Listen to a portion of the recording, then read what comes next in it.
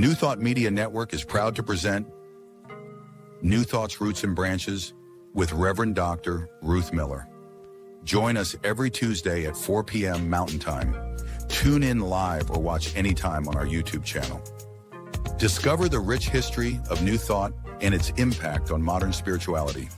Join Reverend Dr. Ruth Miller as she shares insights, stories, and teachings that inspire and uplift. Experience deep insights and transformative teachings that connect you to the roots of New Thought. Visit our YouTube channel to catch up on past episodes and join us live every Tuesday at 4 p.m. Connect with us and be part of the journey.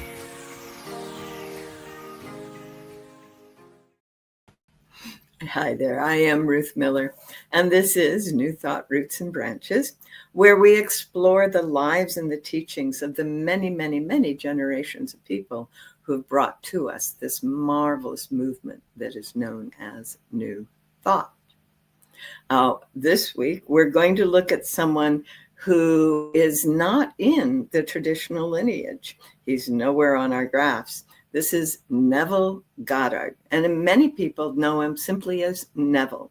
And that's who I first was introduced to through one of my students in one of my churches that I was working in very early on. And she had this book, and she was just raving about this Neville guy. And so I started doing some research, and well, he absolutely embodies the principles of what we call New Thought. If we look at our chart of the history of the movement in the next slide, we can see he's not on it, nowhere on it. There is no direct lineage for him, although indirectly he did come into contact with someone who had studied with Thomas Troward, who's way over there on the edge, in England when he was in England, and we'll talk about that shortly. So in the next slide, where we have all the founders of all the centers, again, no Neville Goddard. But Neville was a 20th century teacher who had a profound impact on the 20th century. So let's look at this guy, this incredible man. He was first on the East Coast. He was working in New York as a lecturer and writer, and then he moved out to Los Angeles. And so the early picture was one of his headshots in the New York area, and the later picture is one of his more expanded shots, shall we say, showing his intellectual qualities in the Los Angeles area in the 50s and 60s. Neville was not an American citizen initially. If we look at his early life and education in the next slide, we find out that he was born on the edge of the town of St. Michael's on Barbados in 1905. So he's fully 20th century. And his father, as many people did in the Indies at that time, produced rum. And his father went on to become quite wealthy. But at the time when Neville was beginning to function in the world, his father was just normal middle class. Neville moved to New York and was a dancer, a chorus line dancer at 17. So that made it 1922.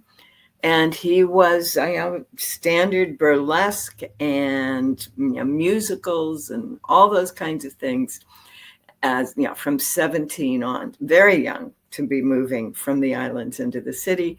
And one of the companies that he signed on with toured England. And that was where he discovered metaphysics as a whole from one of Troward's teachers and some other people there. And he was told about the Rosicrucians. When he came back in 23 to New York, he actually was connected to a Rosicrucian community there. Now, the Brotherhood or the Community of the Rosy Cross, which is the actual name of the Rosicrucians, are ancient in the sense that they're from the Middle Ages. They're about 1,000 years old. as a group of folks who were breaking away from the traditional teachings of the Christian church, traditional teachings of the Catholic Church in particular, and were saying, no, there's a lot more to what Jesus was teaching and a lot more to his life than the doctrine of the church. They were very interested in the metaphysical aspects, and they were also very much aware of the way that Jesus' teachings were an extension of teachings that were present in Egypt long before Jesus was born. And in fact, many people say that the Emerald Tablet was made known to Westerners by the early Rosicrucians. So he connects with the Rosicrucians, and he marries one of the women in the company, Mildred Hughes, in 1923. Later, we find out that, we knew immediately that this wasn't going to work. However, she was pregnant. She had a son and they named him Joseph, which is after Neville's father, in 1924. And they lived separately for the next 14 years. After several years, she sent the boy to go live with his father. So Neville was raising his son through the 1930s, and his estranged wife was just living life on her own terms. And those terms were very interesting, which we may touch in. He had a basement apartment on West 75th Street on Manhattan and was working as a dancer. So he was going down to Times Square and over to Fifth Avenue and to the various stages and companies around the city. And that caused him to pass a building on 72nd Street. In that building was a very tall and very self-contained Black man that he addressed himself or named himself as Rabbi Abdullah, and that was 1929. In the next slide, we hear what Neville has to say about this man. He says, if I were called upon to name a man that I would consider my teacher, I would name Abdullah. That doesn't mean that he didn't study elsewhere, but this is the man who was his teacher. And Neville was fascinated with him because he was at least in his late 80s. And he says he did everything. He ate everything. He drank everything. He didn't smoke only because he didn't enjoy it, but he did everything. An old man. He was then in his late 80s when I met him. He says, I studied with Abdullah for 7 years in New York City, 7 days a week. We were inseparable. Well, those were the years of the Depression, and nobody was buying dancers after the crash of 29. So there wasn't a whole lot of work that Neville could be doing, and he used the time to study with Abdullah.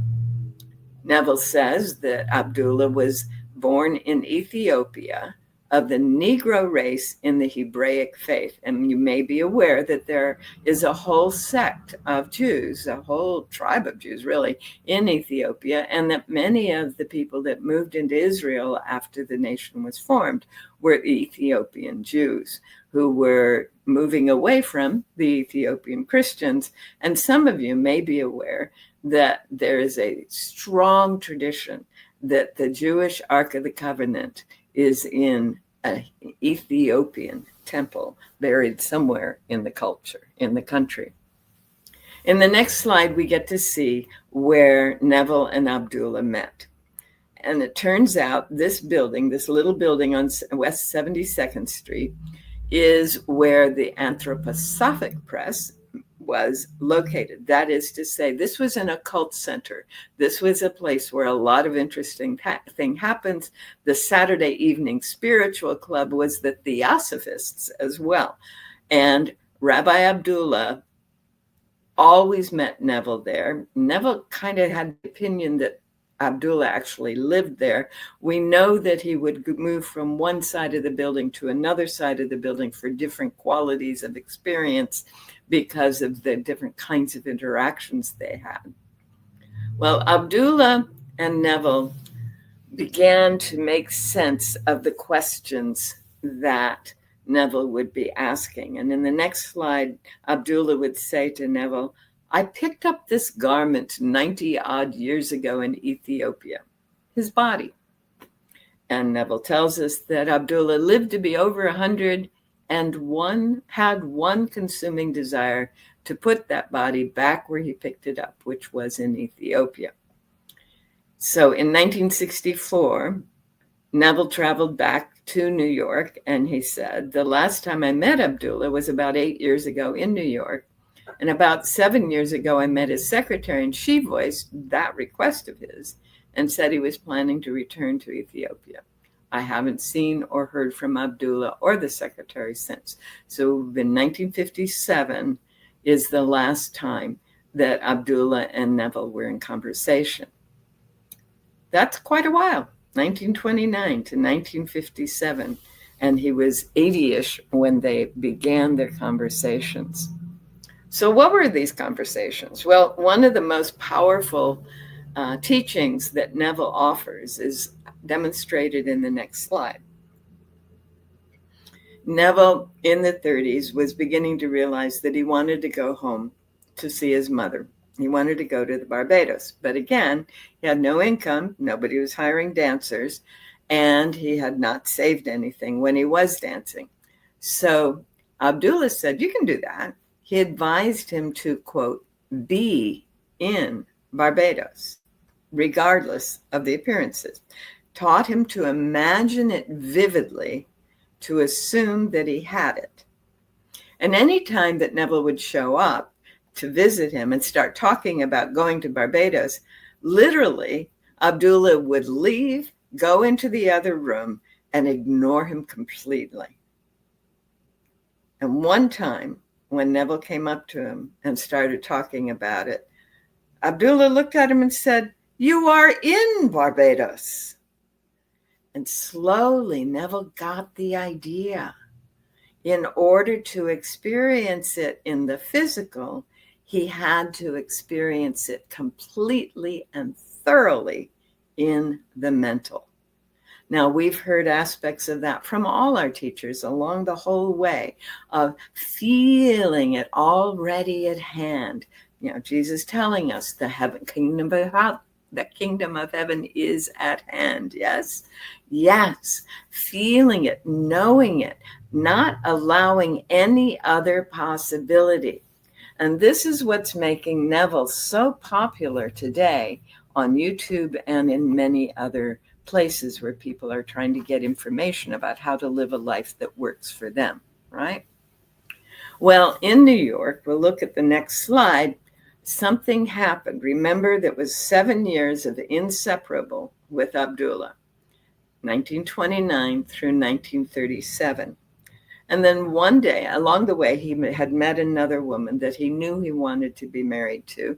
But because the laws of divorce in the 30s were very, very difficult, he didn't see any way to make that shift.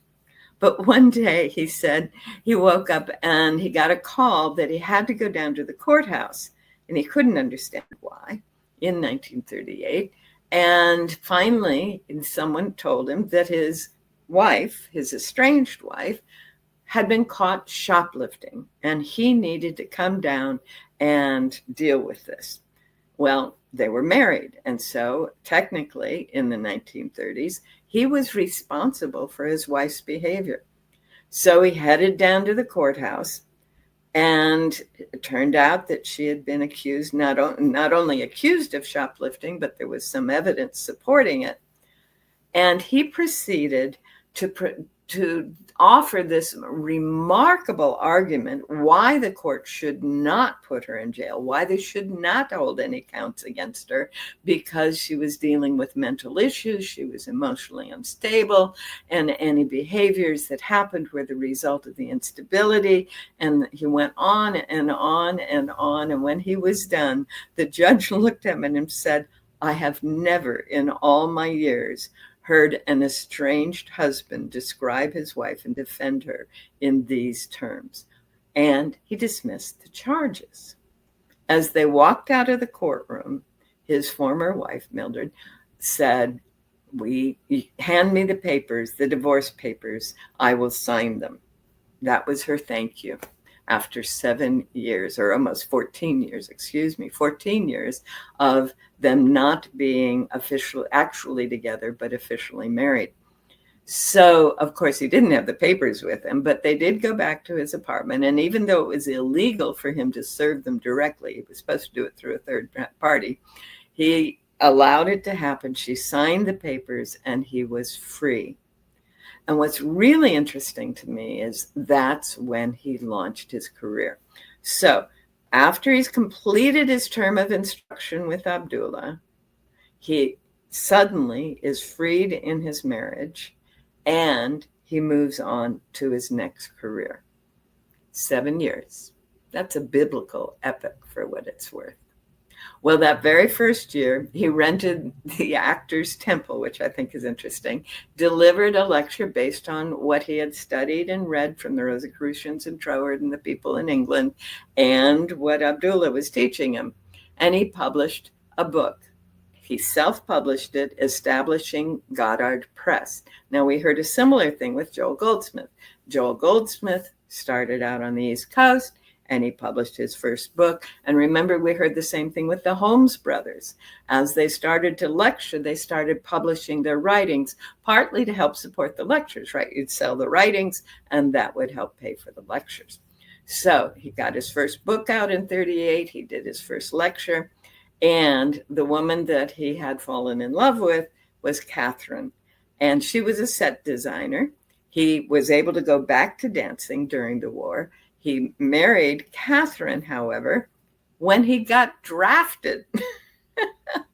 He was drafted and sent to a camp in Louisiana, was there for 9 months in 1942, and discharged with an honorable discharge, after which he became a U.S. citizen. That was one of the ways, and still is, to become a U.S. citizen. That is to serve in the U.S. military.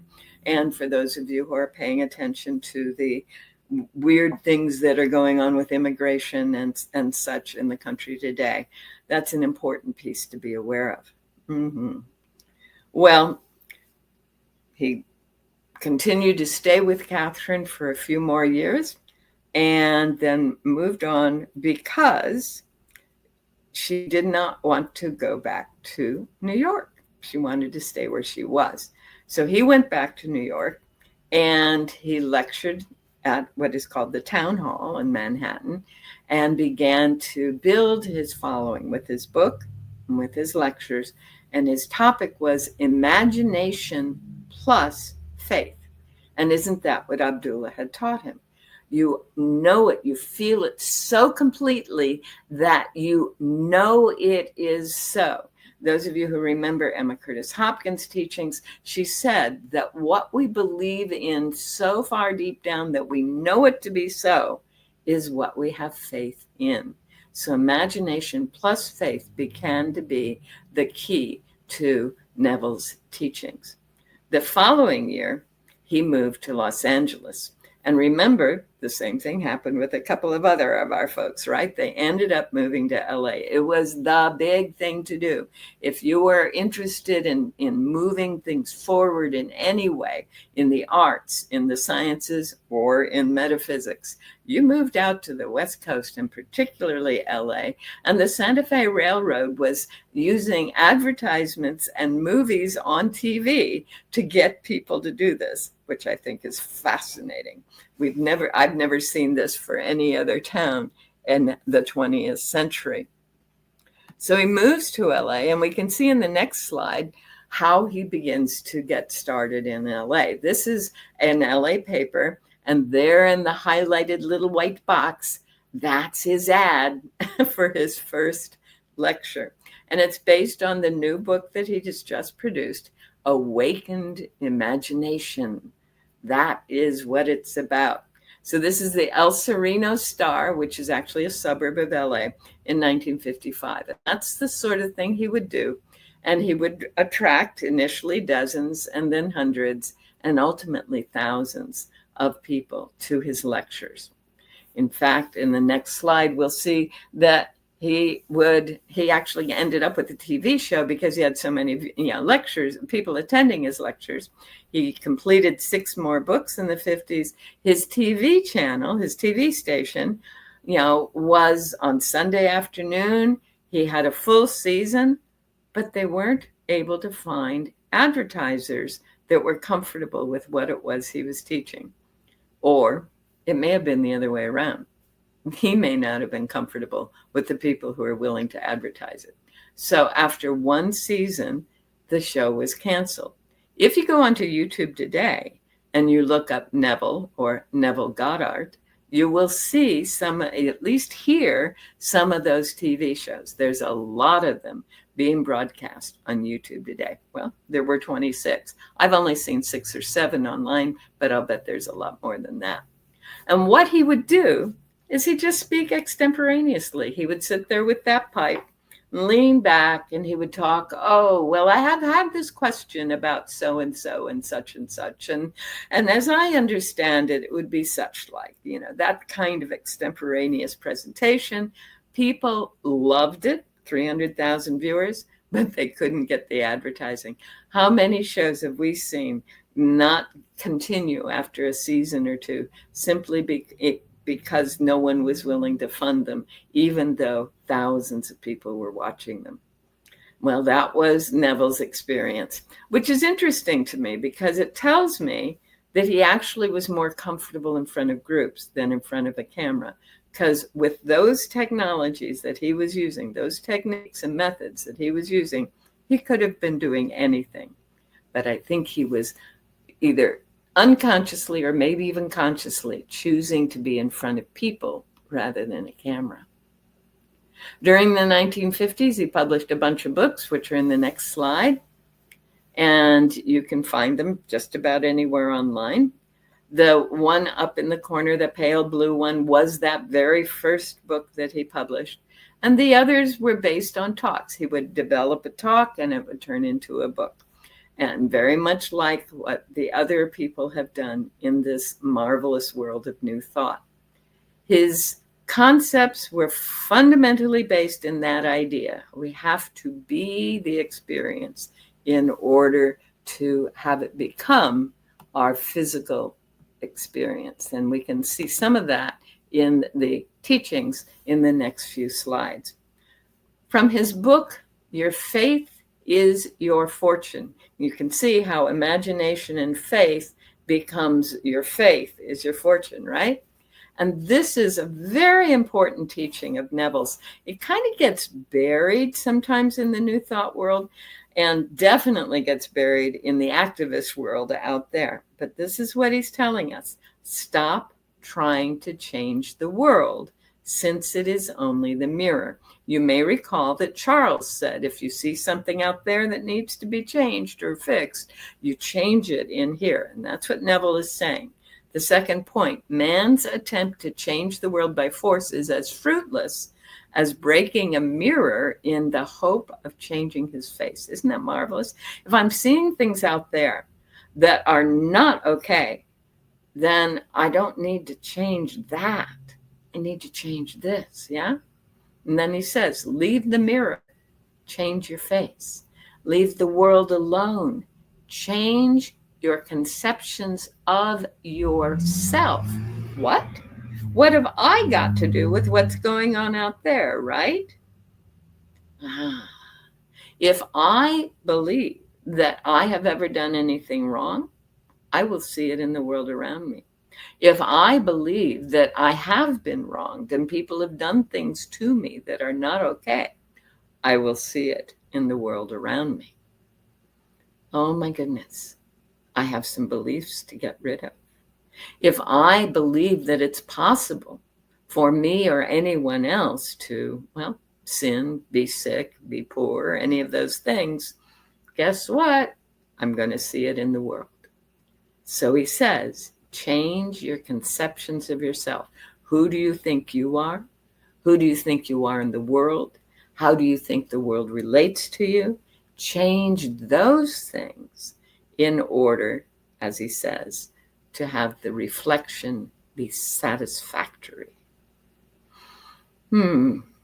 Now, we know there are a lot of people in the world of sales and corporate development who get up in the morning and while they're grooming, they're doing their affirmations, tying their tie or doing their hair or whatever, doing their affirmations, better and better every day. I'm accomplishing what I need to accomplish today. The universe is on my side, all kinds of affirmations. And that is useful, but it's not changing our conception of ourselves. And that's where Neville has been trying to take us all that time, since the 1950s. If we look at the next slide, it's from his book, Feeling is the Secret. And he says, consciousness is the one and only reality.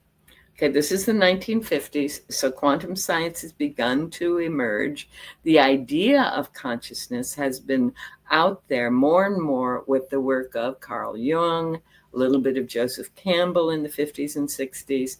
And in the 60s, we're as far along as Charles Tart and some of the other consciousness researchers. So he's got it. Consciousness is the one and only reality. In Science of Mind, Ernest was saying there is, all that is the one mind, right? So not figuratively, he says, but actually. So speaking to people in the corporate world or in suburban LA, he is saying, this is not a metaphor. This is the reality. And then he says, this reality may, for the sake of clarity, be likened unto a stream, which is divided into two parts, the conscious and the subconscious. Now, I would say the conscious and the unconscious, because the unconscious isn't just the sub, it's also the super. But he's trying to get in touch with something in particular here, and he's using the Thomas Troward language, okay? The conscious, he says, is personal and selective. The subconscious is impersonal and non-selective.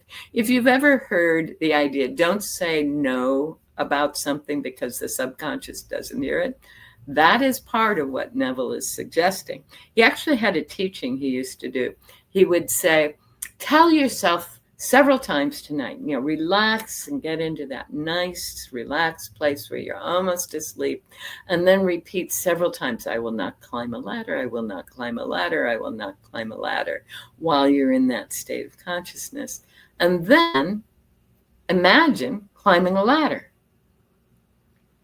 What he's encouraging is if you do that for 2 or 3 days, almost invariably, a ladder will show up either in your dream or in your physical experience for you to climb. And you will find yourself climbing that ladder. And he uses that to help people understand what we are saying, especially with a negative in it, doesn't have anywhere near the impact as what we imagine or what we feel ourselves doing. All right. So in the next slide, he explains this a little further. And he's saying that whenever we are saying anything about anything, we have to be very, very, very clear. Okay. The statement, I will not climb a ladder, right, is a confession I am not. So you're actually saying will, there's a double negative there. But if you're saying, I will be quite wealthy, or I will be a famous writer, or I will be whatever, you're saying, I am not right now. Whoops. What Neville is pointing out, and again, this is very much in alignment with what all of our New Thought teachers are saying. The Father's will, the infinite will, the consciousness that is all that is always I am. It's always yes. It is now what it can be, and is unfolding in new possibilities that we can't even imagine. But the Father's will is always I am, right? And then he goes on to say, until you realize that you are the Father, your will is always I will be. And in parenthesis, there is only one I am. Your infinite self is that I am. I am that I am. I am that I am. I am that I am. Any will that I express is the expression of the infinite. Woo! And again, Holmes was very clear about this in saying that what we are declaring is what the one mind of all beingness is always declaring. And that's a big part of practicing the method, accepting that we are. We can't be separated from. We are not individualized, separated beings. We are the power. We are the presence. We are the force. We are the love. We are the light. We are the wealth. We are the health and the well-being. That is who and what we are. We realize that. We realize that. Realize means make real in our awareness. Then we get, as he calls that book, the power of the awareness. So in the next slide, knowing that what I am thinking in the conscious mind is what impresses on the subconscious, right? The subconscious receives the ideas and gives the form and expression to them. He's using that language that Troward used. And today we would say the unconscious mind receives the ideas and gives form and expression to them. And then he says, by this law, first conceiving an idea, then impressing the idea that's been conceived on the other consciousness, all things evolve out of consciousness. All things are consciousness made manifest. Consciousness is the only reality. Everything, our body, our homes, our equipment, whatever, is that consciousness showing up in the form that we have conceived and brought forth. And that's an important phrase for those of you who have tracked the Christian liturgy. We have conceived and brought forth every aspect of our experience. It can't be otherwise. Our consciousness is the only reality. And our consciousness is the one mind, the one beingness that is everywhere. So in the next slide, he gives us a process. This is his book, Your Faith is Your Fortune. With your desire defined, quietly go within and shut the door behind you. He's drawing on the reference in the Christian New Testament where Jesus says, go into your closet when you pray. But here's where Neville goes forward. Lose yourself in your desire. Stop feeling separate from it. Feel it and you as one. Feel yourself to be one with this desire. Remain in this fixation until you have absorbed the life and name this desire by claiming and feeling yourself to be and to have that which you have desired. Just lose yourself in it. Whatever it is, the perfect work, the perfect income, the perfect relationship, the perfect body, the perfect home, whatever it is, lose yourself in that hour of prayer, in that quiet place where no one else is. This is not about words, is it? This is about losing our sense of separation from the experience we're ready to have until you have absorbed it. It is fully a part of you. And sometimes when we go through this process, as I shared in a previous talk, we get to be surprised when whoops, I thought it was already here. But really, that idea that it is so fully present, so fully a part of us, is an essential next step. We go on. And he tells us in the next slide that part of us that's bringing it into form isn't concerned with whether your feeling is true or false. It isn't concerned with whether you have physically experienced this or only emotionally experienced it, right? And we remember, some of us do remember, that way back in the 70s and 80s, they were doing these exams or these tests of what the relationship is between imagination and experience. And basketball players, I have two favorite stories from that time. And one is the basketball players. They divided the team into three groups, and one group was in there, every day shooting the hoops and, going around on the court and getting the ball from each other and shooting the hoops and doing the free throws and all the things that come with being a good basketball player. A second group was told, spend the same amount of time at the same time imagining doing all of those things. Feel yourself doing all those things. Allow all those things to happen in your awareness. The third group was told to sit on the couch at the same amount of time and simply rest.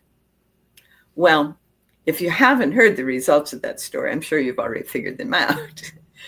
And that is, the guys who practiced every day did really, really well. The guys who imagined practicing did as well as or better than the ones who were out there on the court. And the guys who just hung out, well, they didn't do very well at all. So it wasn't a function of being on the court or not being on the court. That's what the third group teaches us, right? It was a function of being in the experience fully, right?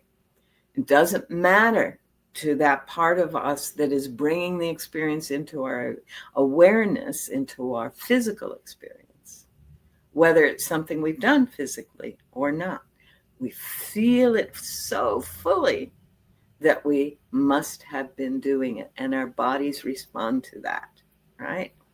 My other favorite story on that is around the Vietnam era. You may be aware that a number of American pilots were shot down. They were kept as prisoners of war by the North Vietnamese. And there's a story of one guy who was a golfer, and he was kept in solitary a lot, like weeks and weeks of solitary. And after almost 2 years in the prisoner of war camp, he was released. They managed to do a trade. And the people who were coming out of Vietnam by air in the Air Force were shipped immediately to Clark Air Force Base in the Philippines. And it happened that the day after his plane arrived from Vietnam, there was a pro-am tournament in golf at Clark Air Force Base, professionals and amateurs playing together. Well, out of courtesy and honoring this man who's been in hell for months, they knew he liked golf, so they included him in the tournament. He blew them away. He was making the best possible scores on every hole. And when it was all over, they said, "What? How? Tell us." And he said, "Well, when I was in solitary, I was playing golf. I knew this course, and I continued to play it over and over again." And he played other courses too while he was in solitary. He had played it so well that even though his body had been abused, his mental faculties were barely functioning, he could play that course. Yes, the subconscious is not concerned with whether you've had the physical experience or the imagined experience. The imagined experience is every bit as powerful. So feeling that it's done, it's here, I have it, it is complete, the world is at peace, my body is healed, these relationships are healthy, whatever it is, that is the key that Neville brings for the New Thought movement. And then he goes on to say in the next slide, because of this quality of the subconscious, there is nothing impossible to, he says, man, to humanity, to anyone. Nothing impossible. Whatever the mind of humanity can conceive and feel as true, the subconscious can and must objectify. Must. This is fundamental new thought. It is fundamental to how, as we let go of old ways of thinking and feeling, we begin to create a whole new life. In the next slide, we see Neville with his final wife there in Los Angeles. And we see him with his daughter from his second wife and his grandson there in Los Angeles. Neville Goddard, married 3 times, in love every time, and then clear in a couple of them, whoops, this isn't going to work, but moving on, always moving on. His dancing career ended during the Depression. He replaced it with a career as a lecturer and writer, and was quite successful for all of those who were thinking you can't be successful at it. He finally passed quietly in his home in 1972.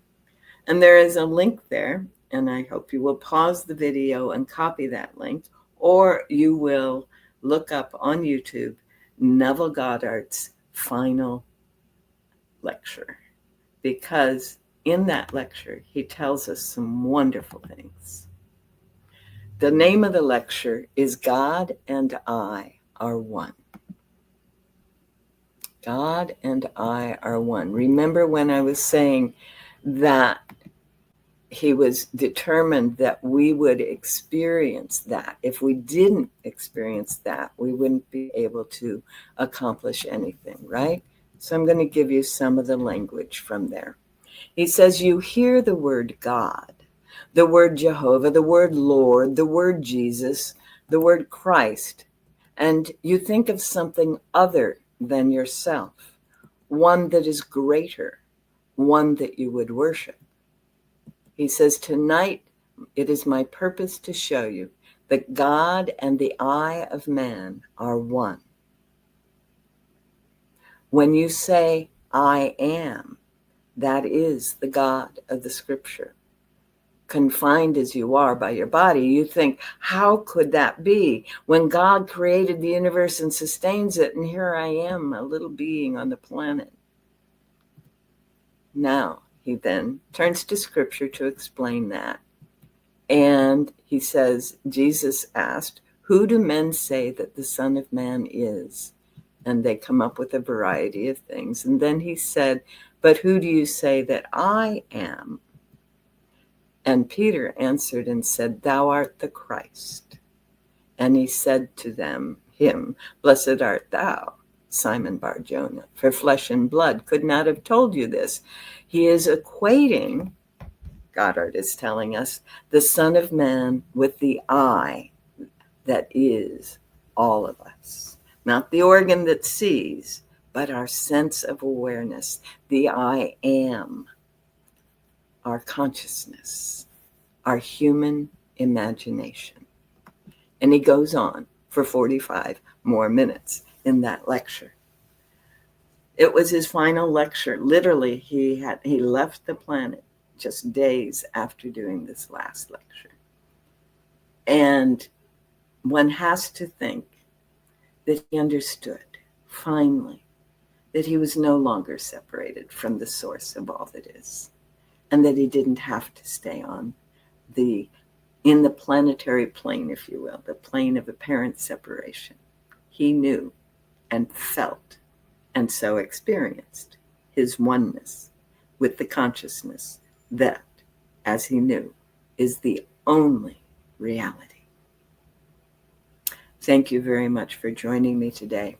It's been a delight to share this other branch of the New Thought movement.